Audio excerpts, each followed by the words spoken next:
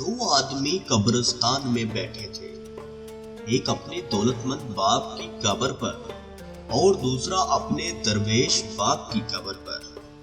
अमीरजादे ने दरवेश लड़के को ताना दिया कि मेरे बाप की कब्र का संदूक पत्थर का है, इसका कुतबा रंगीन और फर्श संगे मरमर का है और फिरोजे की ईंट इसमें जड़ी हुई है।